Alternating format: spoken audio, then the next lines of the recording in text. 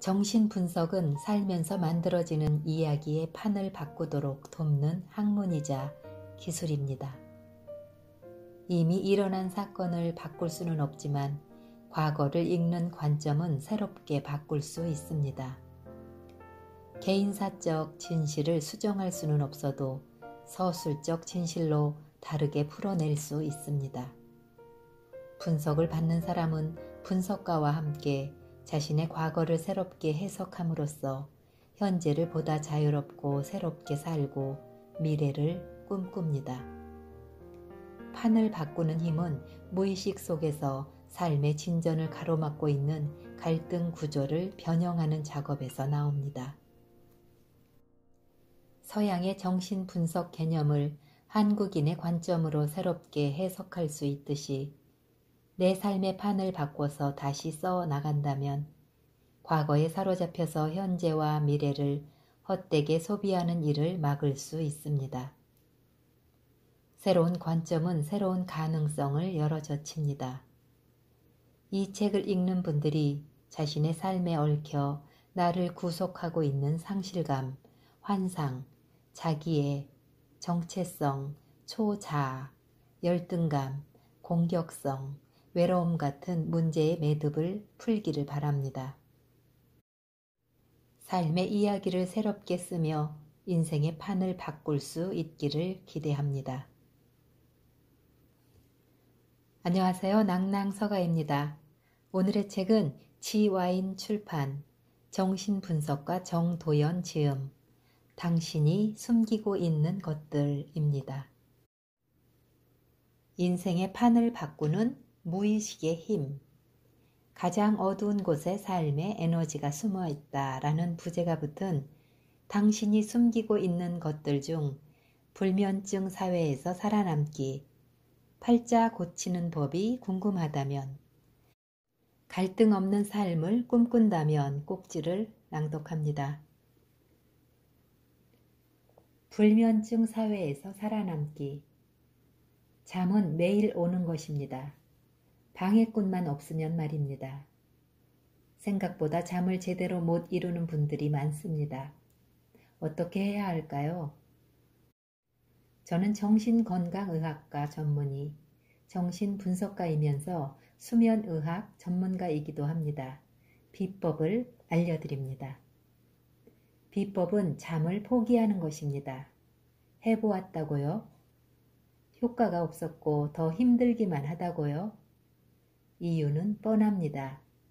완전히 포기하지 못하고 잠에 미련을 두었기 때문입니다. 미련을 버리지 못하는 노력에는 좌절과 후회가 따릅니다. 마음을 완전히 비워야 합니다. 비법이지만 실천이 쉽지 않습니다. 약간 수정한 비법을 소개합니다. 잠이 안 올 때 거꾸로 잠을 완벽하게 안 자려고 노력해보는 것입니다. 그것도 효과가 별로 없다면 잠을 자야만 한다는 마음을 비울 수 없다면 마음을 엉뚱한 곳으로 돌리면 됩니다. 흔히 양 하나, 양 둘, 양 셋 이라며 양을 세어보라고 하지만 뇌를 자극해서 역효과가 납니다. 책 읽기로 해결하려고 하면 불을 켜놓는 바람에 오던 잠도 달아납니다. 그보다는 잠자리에 누워서 조용히 할 수 있는 복식 호흡을 해보십시오. 배꼽 위에 한 손을 얹은 후 그 손을 승강기로 여기고 배로 호흡을 하면서 승강기를 천천히 올렸다 내렸다 하면 됩니다. 이때 잠이 아니고 손에 집중해야 합니다. 불면증이 알려주는 진실이 있습니다. 내 마음이지만 마음대로 안 됩니다. 잡으려고, 다스리려고, 통제하려고 해도 허망하게 끝납니다. 마음을 차라리 놓아주는 것이 통제하는 방법입니다. 놓아준 상태에서 거리를 두고 내 마음을 말로 표현해 봅니다. 나는 지금 불안하다, 화가 나 있다, 열등감을 느끼고 있다, 좌절감에 빠져 있다 등입니다. 막연한 상태의 마음을 이름을 지어서 정리하면 정확하게 알게 되고 알면 추술일 수 있습니다. 어려움과 마주치면 사람들은 흔히 남을 탓합니다. 남 탓을 해서 얻는 이득은 내가 책임을 질 필요가 없다는 것이고 남을 비난해서 얻는 쾌감도 있습니다. 하지만 얻는 것이 있으면 잃는 것도 있습니다. 남 탓을 하는 순간 내 탓을 하며 자기 성찰을 통해 얻을 수 있는 이득. 내가 성숙한 인격체로 성장할 기회는 연기처럼 사라집니다. 남을 무조건 탓하는 버릇을 버리고 자기 마음을 들여다볼 수 있어야 합니다. 밥 먹듯이 남을 탓하는 사람을 남들은 좋아하지 않고 멀리합니다. 잠을 안 오는 것을 남 탓하기는 어렵습니다. 반드시 환경 탓도 아닙니다. 조용한 환경에서만 잠이 온다면 크게 틀어놓은 텔레비전 앞에서 졸고 있는 불면증 환자를 설명하기가 난처합니다.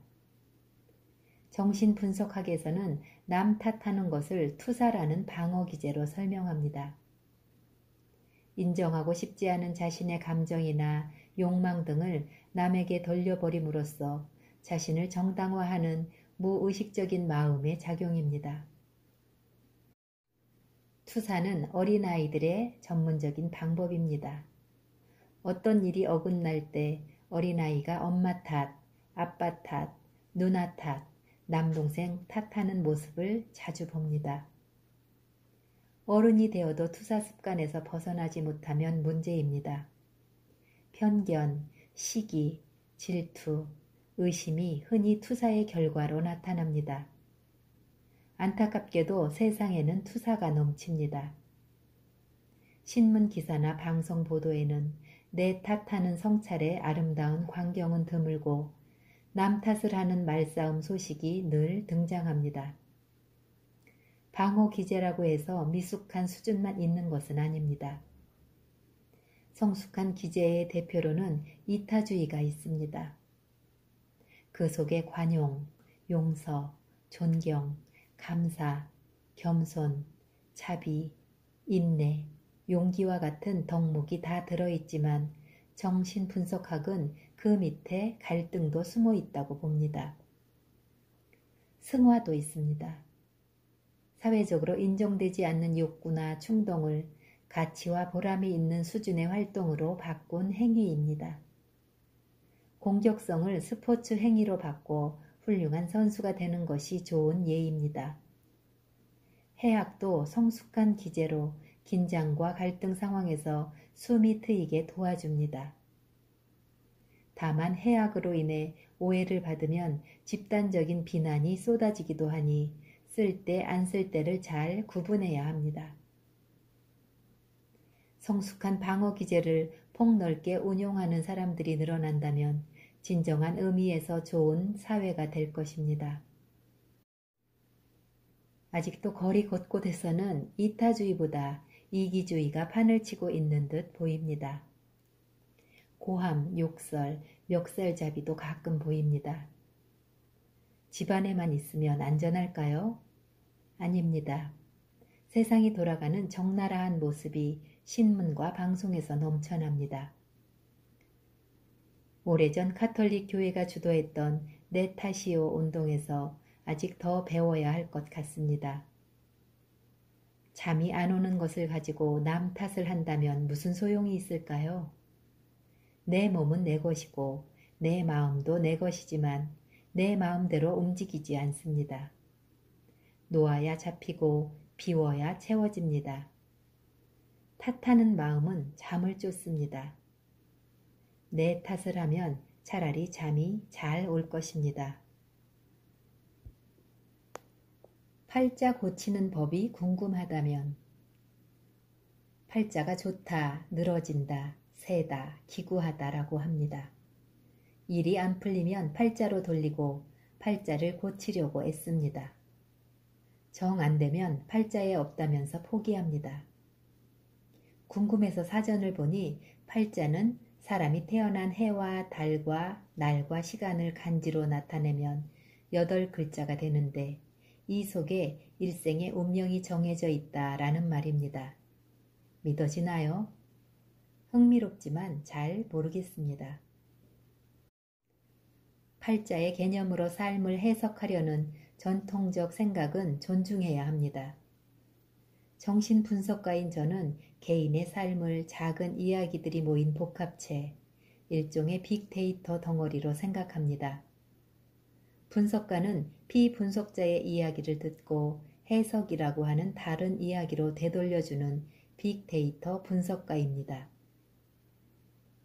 분석가가 듣는 이야기는 세 종류입니다. 과거 이야기, 현재 이야기, 미래 이야기입니다. 듣는 이야기로 만족하지 않고 빠졌거나 감춰진 부분을 찾습니다. 모든 이야기의 특성은 보여주는 동시에 숨기고 바꾸는 것입니다. 숨기면 저항이고 모습을 바꾸면 왜곡입니다. 이야기는 기억에서 출발하지만 자신의 모든 것을 기억해내는 사람은 없습니다. 있었던 그대로 기억하지도 않습니다. 그러니 분석을 받는 사람이 처음 하는 말도 원본이 아니고 이미 편집본입니다. 그래서 원본에 접근하려고 자유연상법을 씁니다. 비분석자에게 분석가는 이렇게 말합니다. 떠오르는 대로 거르지 말고 그대로 이야기해 주세요. 분석을 원해 찾아오는 이들이 있습니다. 이유의 겉모습은 다양하지만 간추리면 삶의 어려움이 한계를 넘었거나 삶의 의미를 잃었기 때문입니다. 분석 시작부터 어려운 점은 고치려고 왔지만 정해진 팔자여서 소용없을 거라는 생각도 한다는 겁니다. 분석이 진행되면서 삶의 어려움을 겪는 원인 중에 자신의 역할도 있다고 서서히 깨닫게 된다면 제대로 되고 있는 것입니다. 부모나 다른 사람 탓을 하던 버릇에서 벗어나서 원망으로 기억하고 있는 과거를 새롭게 보게 된 것입니다. 깨달음의 과정은 힘들지만 결과는 달콤합니다. 깨달음은 어렵게 찾아옵니다. 기억의 왜곡을 털어내고 삶의 주체가 남이 아닌 나 자신임을 인식하는 데 시간이 걸립니다. 팔자는 해, 달, 날, 시간의 축에 의존한다고 하니 나이가 들어도 안 변할까요? 팔자의 의미를 해석하는 관점은 달라질 수 있다고 봅니다. 그렇게 되도록 분석이 도울 수 있습니다. 같은 악보를 같은 연주자가 연주해도 늘 똑같지는 않습니다. 연륜과 마음가짐에 따라 곡 해석과 연주가 달라집니다. 인생은 무대에 올라가 부르다가 끝나면 내려오는 한 편의 노래입니다. 내가 주도할 나이가 되면 내가 선택해야 합니다. 기쁨을 노래하는 장조인가 슬픔을 노래하는 단조인가. 고기 부실해서 아름다운 노래를 부를 수 없다고 불평만 하며 살려고 하시나요? 그러면서 목소리도 다듬지 않는다면 짧은 공연 시간이 허망하게 사라질 겁니다. 본인도 참여해 쓴 곡을 다른 사람이 전부 쓴 것으로 여긴다면 설상가상입니다. 그러니 불평을 그치고 목소리를 다듬고 바른 자세로 서서 최선을 다해 노래를 불러야 합니다. 정 마음에 안 드는 곡이라면 편곡을 할 생각은 왜 안 하시나요? 인생 무대에도 무대 공포증이 있으니 징크스를 피해 겨우 올라갔다면 힘을 빼고 부르면 됩니다. 불안이나 두려움은 근육을 긴장시켜 자연스러운 발성을 방해합니다. 목에 힘을 주며 질러봤자 노래의 아름다움은 사라집니다. 버려야 얻습니다. 분석이 결실을 맺으려면 시간이 걸립니다. 밝게 살려는 마음이 있다 해도 이미 어두움에 익숙합니다. 변화는 두렵습니다. 변화를 거부하고 변화를 돕는 사람에게 저항합니다. 두려움을 감추려고 분석가들을 비난하고 다가오지 못하게 막습니다. 내 삶의 목소리를 낼 것인가, 막을 것인가. 과거에 매이면 쥐어짜는 소리가 납니다. 내 인생의 노래는 거짓 나가 아닌 참 나가 주역을 맡아 새로 편곡한 악보에 맞춰 불러야 합니다. 분석이 무르익으면서 왜곡된 기억이 제 모습을 찾고 내 삶과 내가 맺은 관계가 새로워집니다. 내가 부르는 노래가 달라집니다. 흔들리는 삶의 책임은 궁극적으로 내게 물어야 합니다. 쉬운 방법은 부모나 남에게 책임을 돌리는 것이나 그렇게 하는 한 행복은 멀리 있습니다. 남 탓을 하는 투사라는 방어가 힘든 마음을 잠시 달래주기는 합니다만 문제를 해결해 주지는 않습니다. 공회전하는 삶은 내 책임입니다. 운전석에 앉아있는 사람이 바로 나이기 때문입니다. 그 점을 깨달으면 길이 보입니다. 내 팔자는 내가 고치는 것입니다. 팔자를 바꾸려면 삶의 개정판을 써야 합니다. 내 이야기를 털어놓는 버릇을 우선 들입시다. 할 이야기가 있는데 참거나 미적거리면 때를 놓칩니다. 이야기는 믿는 사람에게 해야 합니다. 가까워도 입이 가벼운 사람은 절대 기피할 대상입니다.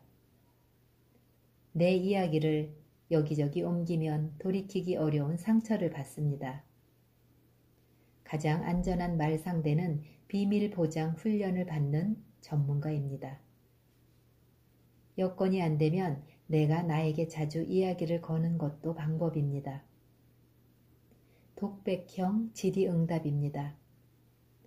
처음에는 별로 할 이야기가 없을 것 같아도 하다 보면 할 이야기가 생깁니다. 황당무계한 이야기로 시작해도 됩니다. 예를 들어 혹시 내가 전생에 별에서 지구로 왔을까? 그렇다면 언제까지 사람인 척하며 살아야 하나? 나는 누구인가? 이야기가 입에 붙으면 무의식으로 가는 통로인 전의식이 확장되면서 삶의 의미가 인지되고 정리됩니다. 이야기는 사람을 키웁니다. 잠은 자답이 쑥스러우면 일기 쓰기를 권합니다. 물론 날씨 맑음, 맛있는 것을 먹었다, 행복했다 라는 식은 아닙니다. 오늘 내가 한 일을 돌이켜본다. 그의 말에 왜 그렇게 예민하게 반응했을까? 내 자존감을 건드려서일까? 그렇다고 해도 쉽게 다른 사람의 말에 상처받는다면 진정한 의미의 자존감은 아닐 것이다. 내 자존감이 혹시 남들의 평가와 같은 허약한 기반 위에서 흔들리고 있나? 어떻게 하다가 나는 그렇게 되었지? 앞으로 내가 풀어야 할 내 삶의 큰 숙제는 뭘까? 이런 식으로 때마다 쓴다면 자기 성찰이 습관이 되고 삶의 무게가 덜어집니다. 행운을 빕니다. 갈등 없는 삶을 꿈꾼다면 정신분석은 갈등 해소를 목표로 삼아왔습니다. 갈등이라는 단어는 칡과 등나무라는 글자에서 왔습니다. 개인이나 집단 사이에서 목표, 이해관계가 서로 다르다면 얽혀서 적대시하거나 충돌하는 상태입니다. 두 가지 상반된 요구, 욕구, 기회, 목표 사이에서 선택을 못하고 괴로워하는 상황입니다. 정신분석학은 무의식의 수준의 갈등을 주로 이야기합니다. 갈등을 레이더 탐지가 어려운 다양한 기종의 스텔리 전투기 같다고 봅니다. 갈등이 마음을 뒤흔들면서 현실을 판단하는 데 장애가 오면 심한 정신장애도 생깁니다. 갈등은 무의식에 숨어있기에 찾기가 어렵습니다. 계속 움직여서 더 그렇습니다. 금지된 것을 소망하는 갈등은 불안을 낳고 불안은 방어 기제와 만나 증상을 낳습니다. 분석가의 갈등 탐지기는 자유연상법입니다. 마음에 떠오르는 생각을 있는 그대로 모두 말하도록 하는 것입니다. 말은 쉽습니다. 교육 분석을 받았던 경험을 돌이켜보아도 전혀 쉽지 않았고 늘 가능하지도 않았습니다. 때로는 숨기려고 애썼고 말하더라도 동반된 감정은 숨겼습니다. 분석 비용을 지불하고 얻은 내 마음의 금을 캐는 시간이 흘러가니 숨기려는 마음과 말하려는 마음 사이의 다툼은 치열했습니다. 정신분석학을 갈등 심리학이라고 불러왔지만 이제 갈등의 독점적 위치는 흔들립니다. 자기 심리학은 자라면서 겪은 자기 대상의 부족함을 보충하는 작업이 중요하다고 주장합니다. 관계 정신분석학은 관계의 경험에 기반을 둔 작업의 가치를 창조합니다. 프로이트의 시간이 지나버린 21세기 정신분석에서 갈등 해소가 으뜸가는 자리를 지킬 수 있을까요? 이제는 이렇게 말합니다. 마음에서 갈등을 지우고 다시 생기지 않도록 하는 일은 불가능하다. 무리해서 그렇게 하다가 불필요하게 저항이 생기면 분석이 멈출 수 있다. 그러니 갈등을 녹여 없애려 하기보다는 있는 그대로 받아들이면서 적응에 도움이 되는 타협 방법을 찾아야 한다. 사랑과 미움을 같은 사람에게 동시에 느낀다면 갈등 상태입니다. 갈등을 해소하려면 상반되는 감정 중 하나를 없애야 한다고 생각하기 때문입니다. 그런데 왜 사랑과 미움이 공존하는 상태를 허용하면 안 되나요? 자연스러운 것 아닌가요? 갈등의 정체와 의미를 이해하고 갈등과 공존하는 힘을 기르면 해법이 보입니다. 갈등 없는 삶을 꿈꾼다면 삶 자체를 부정하는 것입니다. 갈등은 늘 곁에서 마음을 뒤흔듭니다. 삶에는 굴곡과 매듭이 있습니다. 매듭 덕분에 키가 크고 굵어지는 대나무처럼 어려움을 이겨내야 마음의 힘이 성장합니다. 매듭 없는 삶을 꿈꾼다면 환상입니다. 때로는 환상이 삶을 더 힘들게 합니다. 삶은 그저 이겨내는 것입니다. 정신분석의 눈으로 보면 사회적 갈등의 대처법도 그리 다르지 않습니다. 성급하게 처방을 내리려고 하기보다는 갈등의 정체를 객관적으로 깊고 넓게 이해해야 합니다. 진보와 보수의 성향은 특정인에게만 있는 것이 아닙니다. 한 사람의 성격 안에도 진보적 성향과 보수적 성향이 공존합니다. 단지 비율의 차이일 뿐입니다. 남성에게 여성적인 면이, 여성에게도 남성적인 면이 있는 것과 같습니다. 그러니 기를 쓰고 한쪽을 없애려고 서로 공격한다면 저항과 다툼은 당연하고 정말 어리석은 일입니다. 깊게 보면 내가 나서서 나를 부정하고 나를 파괴하려는 자기 부정과 자기 파괴의 행위입니다. 갈등을 다루는 방식은 정신분석에서도 사회 문제에서도 청산이 아닌 포용이어야 합니다. 없앨 수 있는 일이 아니기 때문입니다.